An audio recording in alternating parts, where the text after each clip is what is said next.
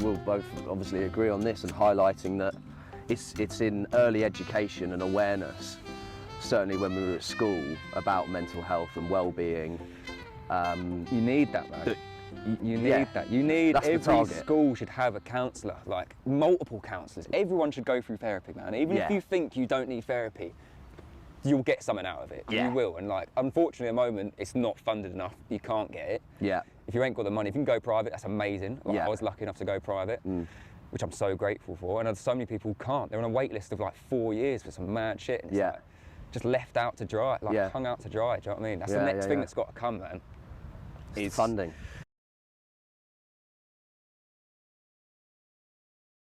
Hello everyone, and welcome back to another episode of Sully's Open Conversation, the show that aims to have an unfamiliar conversation in a familiar environment. Today I've taken the trip to the lovely Finsbury Park on a nice sunny day, and I'm joined here with Ollie. Welcome, Ollie. All right. So me and Ollie have actually known each other probably from year 7, really, isn't it? About 12 years old we were. Hell. So yeah, it's coming up to like 12 years, a bit too long, isn't it? But yeah, I'll hand it over to Ollie to just kind of introduce himself. I'm Ollie. All right, how you doing? Ollie, menswear designer. What else do I do? What do you say, meditator? Yeah, meditator. Bit of volunteering. Been doing this shout suicide crisis text line since Christmas time. Brilliant. That's been taking up a bit of my time. But yeah, bro, just working, bruv. Yeah. Working too much. So the way that we like to start off each show is, could you name a positive experience that you've heard, seen or done recently? Well, you've been volunteering, man. Yeah. It is volunteering, bro. Lovely, putting something back into the community. Yeah, you get like an instant... it's reward, isn't it? Instant reward from doing it, yeah, man. Yeah. So yeah, like people texting, it's a lot of kids, bro. Like, sometimes like the youngest I've talked to is like maybe like 12. Really? Yeah, and like adults as well. It must be tough as well to hear some of the stories and things that you're kind of trying to help with. Yeah, I try and not get too like sort of emotional about it. Yeah. I've been, you have training and that. Yeah. Like 6 weeks of training, and you've got like a sort of layout of. They'll sort of show you like the 5 stages of conversation, so you sort of like get a rapport going, and then you try and like explore the issue, so sort of like what's gone on today, and it's normally like something's happened today that's sort of pushed them over the edge, or they've just been feeling rough for like a long time and it's finally got to a point. Yeah. So then you just sort of say like, oh, when did this start? Like you just explore the crisis, and then if you can, like the best ones are where you can ID a goal and like sort of say like, what can we try and do? What's helped in the past? Yeah. Can you do that again? A lot of the time it's just like, depends on what it is. If it's something serious, if it's like a proper sort of mental health issue. Like kind of planning suicide or... Yeah, but in the sense of like if it's something they've been diagnosed with or something, if they are like sort of manic depressive or anything like that, it's like, oh, like, have you spoke to a professional? How did it go? Like, when you spoke to them recently, would you want to do that again? Yeah. But yeah, there is suicide, so like there's like a ladder up system, so if someone mentions something about like not wanting to be here anymore, if they straight up say they want to kill themselves, you kind of have 4 questions to ask to find out like how serious it is. And it's like, are you thinking of committing suicide? If they say yes, then you go, have you thought of how you do it? So it might say like, planned. They might say, oh, I'm going to overdose. Yeah.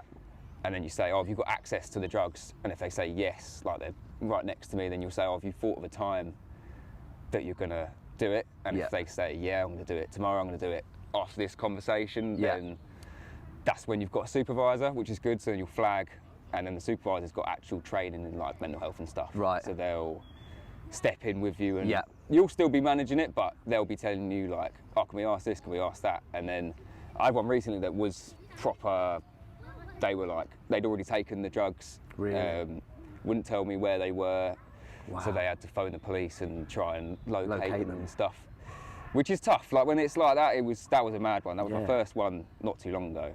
And I felt a little bit shook up after that. I'm not gonna lie. Well, naturally, of course, 100%. I mean, we're human, and I mean, it's a massive credit to you for dealing dealing with the suicide helplines and Cheers, man. putting it back into the community. I really credit you for that. Thank you. It's needed, bro. It's needed. Yeah. And it's good. Like it's fucking mad, bro. The queue. So there's a queue system, and it's like. It's funny you mentioned TikTok earlier. It actually blew up on TikTok recently. Like someone talked about it on TikTok, and we had like thousands of people in this queue. Seriously. Waiting to get seen, and it was tough because like they'd been waiting like 2 hours. They might have been waiting 2 hours to get an answer. But you can't worry about it too much. Like even the person who they phone the police on, it's like I've done my best. Yeah. You've done what you were supposed to do. You can do what you can do, and you can't. And it's out of your control. Everything's out of your control, man. Like, yeah. So yeah, that's good. I try to do that sort of once a week. Amazing. Try and do sort of like 2 hours a week. Very nice indeed. Yeah, rest of my time's just fucking working, bro. And I suppose the most important question is how have you been feeling mentally recently? Good, man. Yeah. Good. Yeah. Obviously not. I've had me ups and downs, and like, funny actually over Christmas time, booze is what gets me down, bro. Yeah. Right. It's so entwined in our society, and. I've told people I'm never drinking again, and obviously I still drink. I still like a drink. Easier said than done. Yeah. But I'll keep an eye on it now, not drinking sort of like Wednesday, Thursday, Friday, Saturday. Yeah. I'll try and keep it to like, just be mindful of it, and like if something's happening on a Wednesday, I might be like, oh, I'll come, but I won't drink, and then I'll be all right to drink on a Friday, and I won't feel too bad. That takes a lot of self-control as well, actually, because I did dry Jan. Yeah. How was that? Yeah, I mean, the first kind of week and 2 weeks is probably the most difficult because and you're adjusting to going to events and things like that, and where I mean it's classic British culture that you'll kind of drink at any event that you go out to, really. Mate, there's nothing worse than being sober. You suddenly realise how annoying some people can get. But no, after the first couple of weeks, you notice a clearer mind, definitely, and the lack of hangovers is just lovely. You can get on and do stuff in your day that you wouldn't usually do if you're crawled up in bed, feeling sorry for yourself. So yeah, definitely, I credit that massively. That kind of like having the self-control to say that I'm not going to drink. I don't really see the need to. Yeah. And I think that's quite important in our society, definitely. Because it's so easy to just have a drink to forget about things or distract you from something. Even just having a good time, man. Like, especially living in London, bro. Like, there's always something going on. Exactly. There's always something going on. It's like you want to live life to the fullest, but by fucking Sunday, I'm miserable. At what cost? I'm miserable. So I'm like, I don't want to feel this way anymore. So, yeah, drink is a big one for me. Yeah. But I've been in a good place recently, and like I said earlier, like not checking the news too much, like, because it's on your phone, man. Like, I could be at work and I could just quickly be like, oh, what's going on? I'm like, fuck. I'm like, all right, that's awful. Like, and then trying to concentrate on work, I'm bare distracted. So I'm just like, it plays on your mind. Shit like that, man. Just being mindful of, news, booze. What you feed yourself, It's what you take eating in. good. Yeah, I've been vegan for like over a year Oh, now. wow. How's that been going? It's all right, Yeah? It's all right, yeah. I do that from like started off as like a climate, your way of doing for the planet. Trying to do it for the planet, but then also like animals as well. I read a good book by Peter Singer, who's like a professor of ethics or something mad. Right. He's a very like tough guy. Like he'll challenge you on what you believe. Basically. He's got a lot of stuff about make you dig deep. Make you dig deep and like question. He's got a mad thing where he's especially like spending money, which is something that like it's tough. And he'll say like, say you walk past a child like drowning in a lake or something, and you were wearing expensive shoes, so you didn't want to go get him because you got expensive shoes on. And he's basically saying that's the same as someone in another country dying and you not sending them money to help them because you're buying your own stuff. And it's like challenging as hell. I'm like, oh, but I like buying stuff. I mean, that's what marketing is designed to do, really, isn't it? It's actually ultimately buying stuff. It's getting you to buy stuff. It's convincing you to buy stuff that you probably don't even need. Yeah, to make yourself feel better and that. And like, yeah, it's a short-term fix, but not a long-term. Yeah. So he had he's got a good book called Animal Liberation, which is about like factory farming and like just how fucking mad it is. Yeah. Like just the shit they do to animals. Is intensive crazy. rearing. Yeah. Yeah, man. Like and its impact on the planet. Bad for the planet, bad for the animals, bad for us. Yeah. In a lot of ways. Like, yeah. Also, I'm not fully. I mean, I'm not some bare like military vegan, like people do what they want. I think it's good to cut down. Yeah. And like, I think when people actually sort of stop, that's what I did. I stopped and thought about it after reading the book, and I was like, could I kill one? Like, we went to Eastbourne. Eastbourne's sick. If you ever want to go on like a nice walk, like Eastbourne's amazing. Lovely, yeah. We stopped off, there's a train station near it called like Polegate, I think. Got a cab to somewhere nearby, and it's like this mad river walk. And we did some mushrooms, and it was amazing. Like, it's so sick. But we ended up like walking through this like flock of sheep. And I was fully looking at this sheep in the eye, like, I couldn't kill you. I was like, I could not do that to you.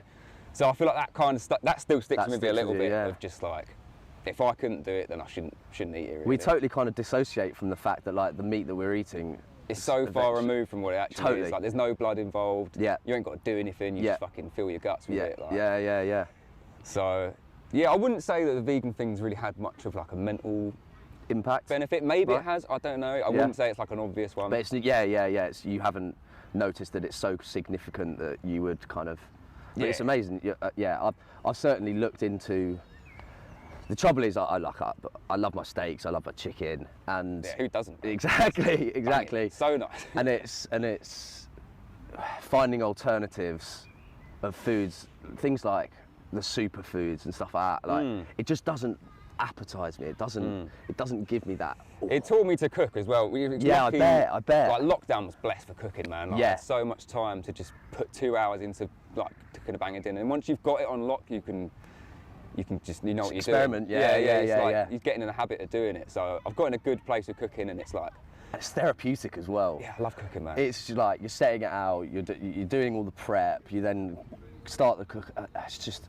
I love it. It's such a process, and you can experiment with it however you like. Yeah. So like me and my housemates, we all cook for each other. We'll do like one meal a night or whatever, and it's nice because you want them to have a nice meal, and then they come back with a nice meal, and it's a nice way. So I love it. Like, it's funny thinking back before lockdown, we didn't do it. Like, you just have your own fucking bit of shelf or whatever in the fridge, and it's like. It's a sadder way to live. Like, it's much. You're living together, but you're not living together. Do you know what I mean? Yeah. And we've never thought of doing it, but then it's made perfect sense in lockdown. Yeah. And then now we're in the habit of doing it, so we're not. Nice. Keep it going. Yeah. And is everyone in your house vegan as well? Or? So they'll eat vegan, obviously, because I'm vegan. Yeah. But the boys do have a bit of cheese and that on the side. Yeah. Which is cool, man. I've nothing against it. It's helped. You're positively impacting their intake as well, because they're happy to try the vegan foods, which a lot of people, because maybe their parents and siblings and friends. Oh, bro, trying to get my parents to be vegan ain't gonna happen. My dad don't even like veg. I don't like peas. It's not worth the try. No, it's not. I've tried. I didn't really try. I gave it a bit, but I'm like, whatever, man. Like, but my mum's accommodating. Like, when me and my girlfriend, because my girlfriend does it with me as well. Right. She's blessed. Nice. I say does it with me. She does it herself. But. That complements very well. well. And my mum will like cook for us and stuff. She'll do the whole vegan thing, so it's cool. Lovely. Cool, yeah. It's accommodating.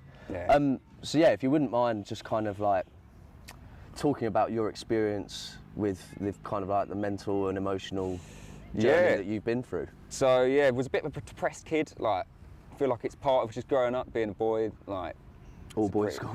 All boys school didn't fucking help. Like, mate, I'm never sending my kid to an all boys school. Jesus Christ. It's not right. It's not normal. Right. It's not what life is meant to be like. No. School's probably rough like in a mixed gender school, but I just feel like a boys' school was especially tough because it was like shit on someone else because otherwise you'll get shit on. Yeah. And as sad as that is, it's like you're not an enlightened being at that time. You are just trying to survive. Do you know what I mean? You're trying to get by and like. Yeah. Figure it. Well, you're not even trying to figure it out at that point, really. Isn't it? You're just trying to get through the education system. You don't know anything. Do you know what I mean? You're just a kid, man. Like, it's brutal. Like, school systems in general, I don't agree with it. I don't agree with how I was made to feel, like being assessed and stuff and making me feel stupid. And it's a general blanket over an entire. I mean, I've just started to kind of like explore my creative side, which man. I've done wonders for my mental health as well. But creativity is all about your mental health. Right? It's funny. I drew a picture in lockdown because I was in such a good place of just like not working, so I had a lot of spare energy and like like, I was happy enough to do this picture, but then now when I try and draw, you've just got that fucking voice in your head being like, that doesn't look right, or that could be better, or like, why aren't you doing it quicker? Like, why isn't this easy? And it's that creativity just explores it's just like, it's yourself, isn't it? It's how you feel. And like, it gets a lot of good stuff out, and there's none of that at school. There was none of that. It's all about fucking, just like... sport, doing well in doing school. shit you're not interested in, like fucking trying Keeping to your head pretend you down. give a shit about it. Yeah. And like now I'm like out of school, I love science, do you know what I mean? I love fucking space, and like, I find it amazing. Like psychology, I hated psychology at school. Yeah, honestly. It was dead. Yeah, it was just yeah. like, remember these 50 case studies, remember how many participants there were. How realistic is that in terms of like actual psychology? Like, Didn't learn anything about shit I actually give a shit about, like what is it actually. It was funny, I remember them talking about like the ego and the id and all these like Freudian things, and I was just like, what does that even mean? Like what are you talking about when you're saying me? Like what is that? Yeah. And like, it's almost like too advanced for, they weren't interested in teaching that, they just wanted you to do the test. Yeah. It's a lot of, certainly A levels and stuff, when It's intense, man. it's exam based, it's just how much you can remember. It is, it's I amazing. mean, obviously there are processes and things that you can end up understanding and gives you a better understanding, but a lot of it is just based on memory. Fuck all, mate. Yeah, I can't remember any of it. Like, exactly. there's obviously some stuff that might have stuck, but yeah. you've got to have meaning. Like if you're not interested in it, you don't have the meaning, and that's how you remember stuff. Like it's like trying to remember someone else's phone number. I dropped AS level business, so it's between biology and business, and at that point I wanted to be a physiotherapist. So I dropped business, ended up taking it at uni. That's how school can make you kind of like perceive it. Mate, I was this close to doing like business management at uni, and I would have been, I don't know how I would have gone, but I'm so glad I did fashion, because I found myself much more, I loved it. Like, I actually gave a shit. Like I'm just that way inclined. Like I always want to find out more. Like at work, when I'm doing my research and stuff, like I love it. Do you know what I mean? I find it so interesting. And because you're doing something you enjoy. Even like the history, like vintage menswear and stuff, and like what comes from what eras, and like why was it made that certain way. Like that will stick with me because I give a shit about it. Yeah. Trying to find out why they did shit in certain fucking case studies, like wasn't for me. But so school was like, I had a all right time at school, like good mates and that. So that was blessed. Like it's tough, man. If you had no mates, like I feel for those kids. Yeah, massively. It must be brutal, like. And there were some of those kids, weren't there? And they just got picked on as well, like. Horrible, man. Horrible. Simple differences, and it's just, So even if you did pick on someone at school, it's not your fault. You're a kid. You don't know any better. Yeah. And I feel like there must be a lot of guilt of like. People say you were a bully at school, and it's Yeah. like. You probably feel crap about it now, and it's Yeah, like it yeah. wasn't your fault. Nothing's really our fault. Not to like say that people should be let off the hook, because obviously you've got to like you have responsibility. you've got to own up to what happened. Like you've got to own up to your like actions. But at the same time, we're all so out of control, man. Like that's like through meditation you realise like how out of like we're all fucking mental. Like your brain is so out of control, man. Like shit pops into your head. If you try and think about the next thought that's going to come into your head, you can't. Yeah, like, you're not in control, man. Yeah. And that gets into the whole like, do we have free will, all that stuff? I don't know.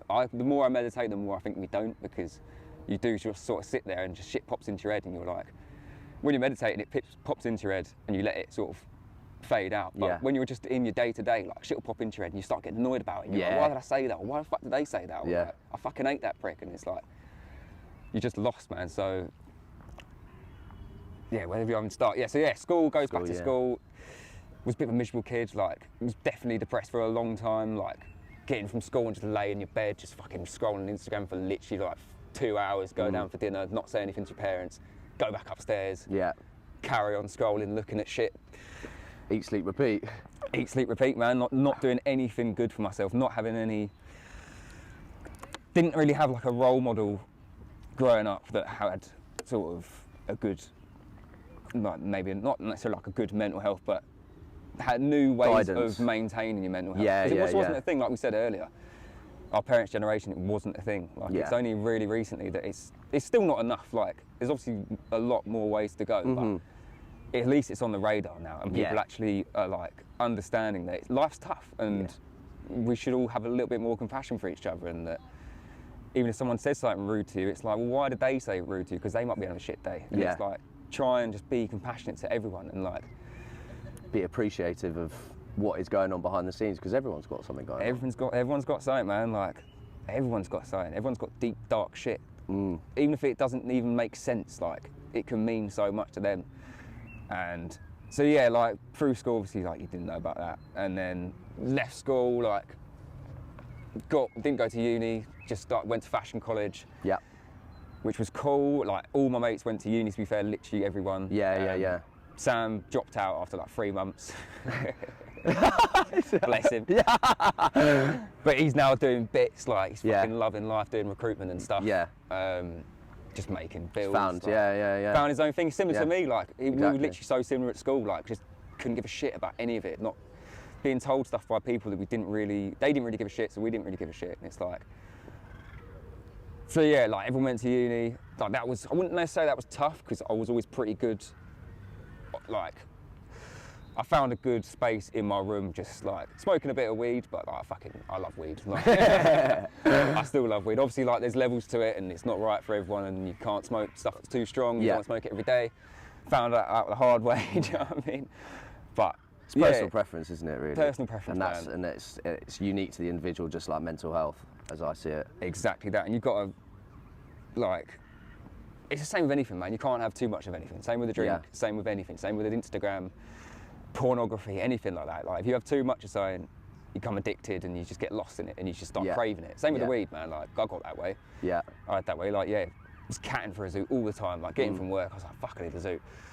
And like not wanting to go anywhere without smoking. Like really, I wouldn't want to be out if I wasn't smoking. Wouldn't want to go on holiday anywhere I couldn't smoke bud. Really? Because I was like, what's the point? What's the point in going away? You're just trying to edge your parents to go to. No, to be fair, this was older. This was like maybe like right. 18, So, 19. Even like if my mates were going right. to like, I was never like a massive drinker when I was younger, to be fair. So like they were going Prague, and I was like, why the fuck would you go Prague? Can't bun. Like, what's the point? Like anywhere I'd go on holiday, it'd be 2 weeks about smoking weed, so I wouldn't want to go. Really? It gets to that point. So that gets to that point, but also I had a great time. Like weed gave me a good sort of. Gives you a different perspective, doesn't it? It opens up the mind a little bit on bigger matters, I suppose. And it just like, it chills me out, bro. Like, yeah. So yeah, like this sort of moves on to like, so was at Top Man, getting into like stuff you shouldn't be doing too much, lot partying, going out sort of like Wednesday, Thursday, Friday, Saturday, caning it, going a bit mad, like obviously just started work and like, you're on that buzz, aren't you? And you want to get as involved as possible, and certainly moving into somewhere like London where the lifestyle is just so intense. Yeah, and there's like people you've never met before. They're nothing like people from your hometown, so they're just like I was obsessed because I'm quite like an obsessive person, and I get so obsessed by like people who I thought was cool. I was like, oh man, you're so cool. I'd like idolise them, and they obviously wouldn't even think they're that cool, and they probably weren't even that cool. Do you know what I mean? But I felt. Probably because I wasn't that happy in myself. I felt like, oh, why can't I be like you? Yeah. You've got everything and you're yourself. so sick and I'm nothing. And like, I feel like a lot of the drugs was because of that, like makes me really anxious. Yeah. There was gear, like a lot of coke, and it was just making me just mad anxious. Wiring me up to the next degree. Yeah. When I don't need wiring up. Do you know what I mean? I'm already wired, man. Like, I need calming down, not wiring up. So, yeah, after like sort of like a year of that, was it a year? Maybe about a year. Took its toll. Took its toll, like, was just, feeling manic, getting home, just like, one day just burst out crying to my mum and was just like, I feel scared, like I just feel out of control. Wasn't having like suicidal thoughts as such, but I just felt just in a panic, do you know what I mean? Because of the drugs, man. Like, you are so wired, and it's just like, your brain's just going at speed. Imbalances all kinds of chemicals in your body as well. It's not like a normal state of being, and like, I've got nothing against cocaine as a drug, it's just a drug. I've got a very sort of attitude that drugs are progressive attitude. Great, like in the right circumstances, they're great, in the right setting, with the right people, or with the right understanding, respect for them. It can be great, and there must be an appropriate time to do cocaine. I can't think of one, really. Do you know what I mean? For me now, I'm like, I can't think of a time where I'll actually do it again. But yeah, luckily my mum was great, and she was just like, we'll get you help. That was the first thing she said to me. She's like, I don't know how to help you, but I will get you help. Brilliant. So, saw a psychotherapist or a counsellor, I don't know. I don't think she was actually like a psychotherapist. But she was cool, man. She had, so she pretty quickly diagnosed me with like mild Asperger's, but like autism. Wow.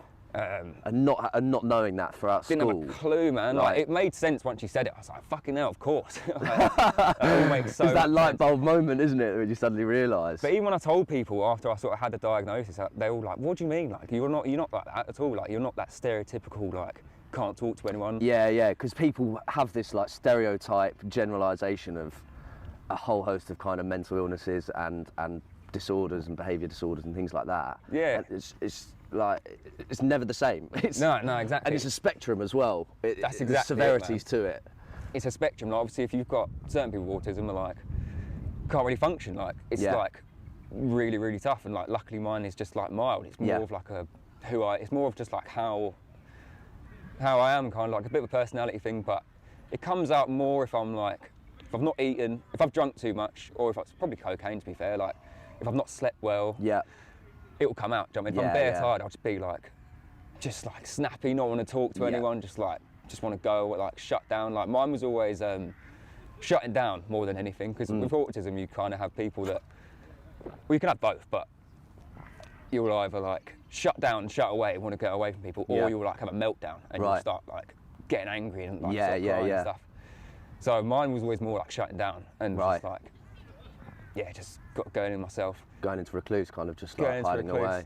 So like that's obviously, it's always going to be there. Like it's just who I am, and I don't see it as like a good thing or a bad thing. It's just that. It's just there. Yeah. So did therapy, and then around literally the same time, literally like a sort of, 19 was a mad age for me. Like so much changed in my life. Just like, my outlook on life. Just rapid. Yeah. Like I feel like all the years when you're younger, they do sort of seem to simmer out. I say like my year this year, like I've still grown as a person, but those times like really had like proper drastic changes. Drastic changes in my life. And it happens in such a short space of time as well. Yeah, man. So yeah, literally in those sort of 3 months, I think I went to counselling, picked up a book about meditation, and then went to Rotterdam and did truffles and psychedelics, and like proper separated myself from my mind and understood that like, it kind of say like psychedelics, they take what you think and they make it known. Like you feel it, like you feel it. What you think you know, you feel it, and like I felt that there's a life is great, nature. and I felt love, and I felt like my heart had opened up. And it's so funny to think like, as a kid, you know, when you're just like buzzing about everything, like when you're a little kid, man, like kids are so full of joy because they haven't learned, they've never been shut down. They haven't got those sort of like negative mental patterns of like how your brain works. You do just sort of build up these defences and all that stuff. And psychedelics just ripped that open, and like I felt joy and the love that I knew I had it, like which I'd thought I'd lost. Like I never knew it could be true. And it was a whole beautiful, reckoning, isn't it? It was beautiful, bro. Like genuinely connecting with your heart and like actually feeling love, man. Good in yourself. Just love and like love for myself, love for like everyone, being grateful for everyone in my life. Appreciating everything around you and within you. Yeah, man. So that obviously simmers out, like that doesn't last forever, but of course, doing the meditation sort of keeps it up with it. Lovely. But I've not been great, do you know what I mean? Like you come on and off it, like meditation's tough. Like I mean, to kind of sit still and well, the general term for meditation, obviously, like sitting still and clearing your mind and kind of focusing on your thoughts and trying to kind of just be completely calm and still, isn't for everyone. Some people, I find it quite difficult to kind of sit still. So I find my meditation and grounding is like walking with nature, because those thoughts aren't going through my head. I'm paying attention to the natural world. Beautiful. And it's definitely finding what works for you, isn't it? Mate, you can't beat a bit of nature, man. Generally, it's what we're meant to do. If you think about like, it's fucking great, man. Yeah. Like, you just feel I feel so at peace, just like walking in the fields and stuff. Like, it's tough in London. Like, obviously there's not much of it about, but you go to the park and the park's enough. Like, I remember in lockdown, going for a walk was just like the best. If I was feeling stressed out, like I'd go for a walk and I'd feel great. Like, it was just a walking for no reason. Like, you've not got a destination. You're just going for the sake of a walk, and it's great. Like, obviously, because I was being in sport and stuff like that, I always thought running was the thing to keep you active, and like, but getting your steps in is just as important. Yeah, man. Literally, and it doesn't have to be. You can go for miles and it end up being quite vigorous exercise, but just getting outside, getting out between those. Like getting out of those four walls, getting away from your phone. Mate, I was crawling them four walls in lockdown sometimes. Do you know what I mean? Big time. But I did find it as like a positive experience. Really, I know obviously it's a fucking horrendous time for the world, and luckily didn't lose anyone. So I was blessed in that sense, absolutely blessed. And I found, but for me, to get the space from work and not having to work as much and just getting up, just like taking my time, like getting up, reading my book for an hour, like eating a bit of breakfast, going for a walk, coming back, going shop, like making a bit of lunch, just chilling out, just having that slower pace of life. Like I really benefit from it, and was like heavily meditating, then getting into a really good rhythm of it, and understanding my mind and just like mental patterns and undoing a lot of the shit that had built up my whole life. Do you know what I mean? I think certainly from my comparison, definitely. So I was obviously telling you earlier. I think lockdown was the start of my troubles because I was living such an intense lifestyle, going out a lot, doing a lot of drinking, doing drugs, and then just going to work and then coming back home and just constantly repeating. Yeah. And then I was lucky enough to be kind of like furloughed whilst lockdown started. Yeah. So blessing and a curse, isn't it? Yeah, it really is, because that's when I had the time to think to myself, and then my thoughts did just run away with themselves, and I was just going like, well, what is my purpose? You lost the distraction, innit? Yeah.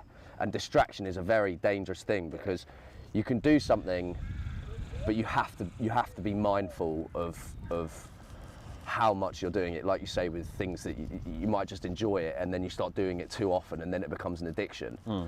And I mean, you might have good addictions, you might have bad addictions. I mean, geez, it's a crazy kind of, where do you draw the line? Yeah, I that suppose sense? With an addiction, it's like when a behaviour becomes so, when you start just like picking that over everything, and you start, if that starts being a detriment to you, then that's the sign that it's too much. And you need to start just abstaining from it. Like you say, like that's why I think dry jam, stuff like that is good. I think abstaining from anything for any period of time and just seeing how do I feel without it gives you a sort of a gauge of where you actually sit. And like otherwise, if you just follow whatever takes your fancy, you just get lost, you get overwhelmed by it. Do you know what I mean? Yeah.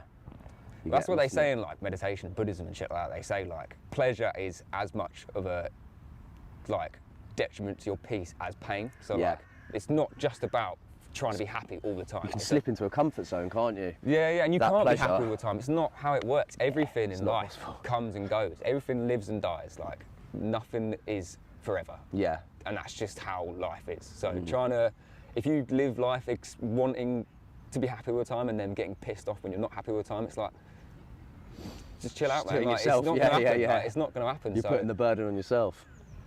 Trust. So yeah, man. Mental health's been good recently. Like I said, like bit of boozing over Christmas, got a bit much, but snapped out of it pretty quick. Good. And yeah. You were aware that.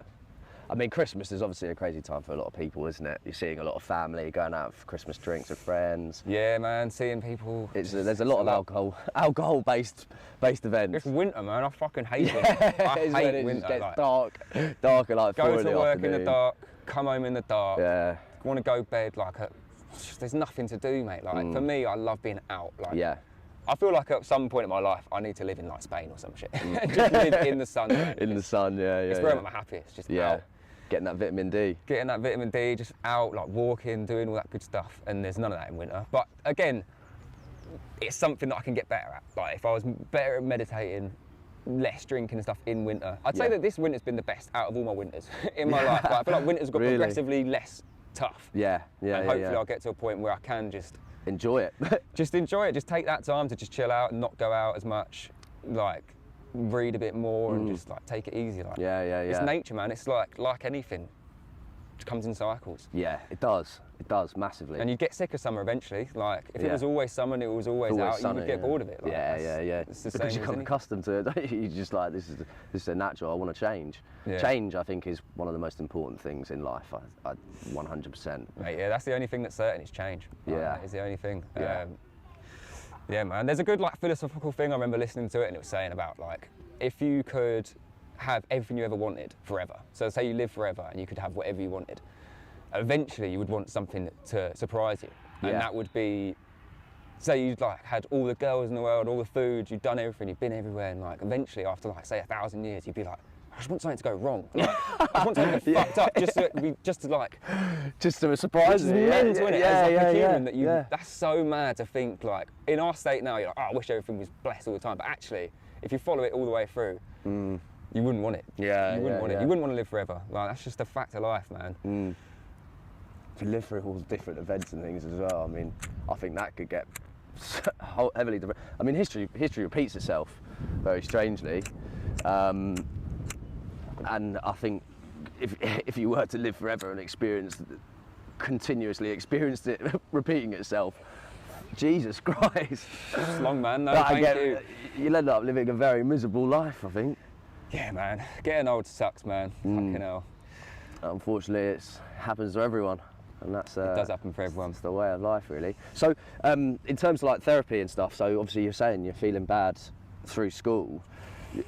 Was therapy the first time that you'd had therapy was kind of at 19, 20 years old? Yeah. First time I'd ever thought about emotions and stuff. Like, obviously, I'd like you're vaguely aware of how you feel, like, but it's kind of just like in the mist. Like, you don't really know. I was always moody. Do you know what I mean? I was always feeling a bit shit, so didn't really know. Wasn't aware of like my emotions. Didn't have that like emotional intelligence to be like, oh, you're feeling like this way, you're feeling that way. Now, after therapy, I was much more aware of like things causing you to feel certain ways, and it's fine if you get pissed off about stupid shit. Yeah. If something has like annoyed you, you can just laugh and be like, oh, that's quite funny. That's pissed me off. Like, it's fine. You don't have to feel shit. It's how you feel. It's how you perceive it, isn't it? It's how you. Whatever event it is, whatever has happened, it's how you perceive it and then emotionally process it and mentally process it.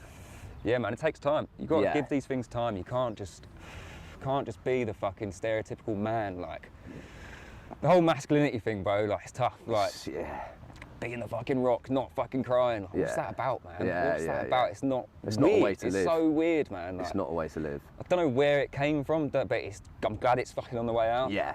Read a great book by, do you know the artist Grayson Perry? That rings a bell, definitely. He does some like Channel 4 stuff and that. He's amazing, but he's got a great book called Descent of Man, and it's all about how just masculinity fucks you up, basically, and you're just meant to be tough all the time, and you've just got no space for your emotions and stuff, and you just dig at yourself for being like, why am I weak? Why am I this? Why am I that? And that's what we were just surrounded and engulfed in at school. All boys school, man. Fuck that. Fuck that. It was. You really only like have that outside perception when you grow older and start looking back on your school years. Don't get me wrong, like there were some really good things about being at all boys mate, school. We were blessed. If you think back at the world, we were blessed to have the education we had. Exactly. Growing up now, I'm like, fucking hell, I'm so grateful that I'm educated to the point where I can have a good job and like have like you have a setup in life. Yeah, and I'm not struggling to fucking not working 2 jobs, and I've actually got that space to think about stuff. But it's kind of like you said, it's like with lockdown and stuff, having that space is like a curse as well at the same time. It is, ignorance is bliss. Ignorance is bliss in a way. Like, if you can, when you've got that space to just think about stuff a bit too much, if you've not got healthy ways of thinking about stuff and dealing with stuff, it can just lead to like torment. It's pure torment. Torture yourself. It's torturing yourself, isn't it?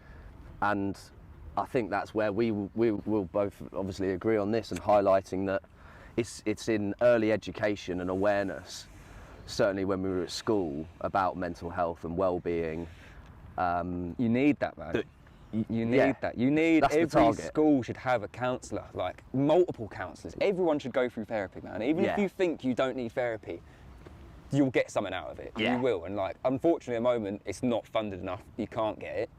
If you ain't got the money, if you can go private, that's amazing. Like, I was lucky enough to go private, which I'm so grateful for. And so many people can't. They're on a wait list of like 4 years for some mad shit. And it's like, just left out to dry, like hung out to dry. Do you know what I mean? That's the next thing that's got to come, man. It's funding. Funding, bro. Like, fucking hell. There's so much. Healthcare in general, man, it's fucked. They're just tearing down the NHS. Just bleeding it, aren't they? They're just bleeding it dry, not giving a fuck because they're rich so they can pay for it, so fuck everyone else. Exactly. We need it, man. Kids need it. Everyone needs it. It's just neglect at the end of the day, really, isn't it? They're just. I have quite a quote that I enjoy saying about our mental health care system is that it's a system designed by those that don't intend to use it. Yeah, man. Mate, 100%. They are so far removed of what it needs and the steps that it takes and the funding that it should rightly receive. Mate, the health secretary is not a doctor. He's a politician. Do you know what I mean? He hasn't got a fucking clue what it's like. Have you read This Is Gonna Hurt by Adam Kay? No. It's about like, he's a junior doctor and he sort of documents his. It's funny. He jokes. He's like a comedian now. Yeah. But his time as he was like a ops and gynae, so like pregnancy doctor, and basically just saying how mental it was, like the lack of support and stuff that he had. And he finishes the book with an open letter to the health secretary being like, do a 24-hour shift and then tell me it's fine. Like, tell me you're doing a good enough job. Yeah. Because they're not. They're fucking not. I think it sums it up that we've had 2 years of COVID where we're clapping outside for our NHS, yet we won't give them a pay rise or we won't give it more funding. So you're applauding the system that has just brought us out of a terrible, terrible time. Yeah.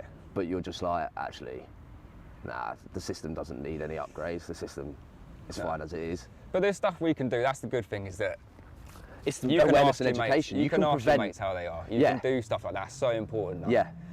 That's the whole thing about another side, like meditation, is the whole compassion side of it. Yeah. It's like being compassionate towards people, because it can make such a difference. It's like compassion and empathy. The same thing with like the suicide text line is like, it's just listening to people. It's just the power of them being heard and knowing that someone's there to listen to them is like all the healing. That's where the healing comes from. Could save their life. Yeah, man, like all healing comes from within. Like everything you need to be happy isn't outside. It's nothing you're going to attain. It's from inside. It's like a switch you can turn on. If you're mindful enough and you can get to the point where you're not suffering. Like obviously if you're suffering externally and like if you're in like an abusive relationship or something, you've got to try and get out of that. Like you need to try and change your. I'm not saying it's their fault. Like no, of course not. Yeah, but some people are trapped in those kind of things, but I know what you mean.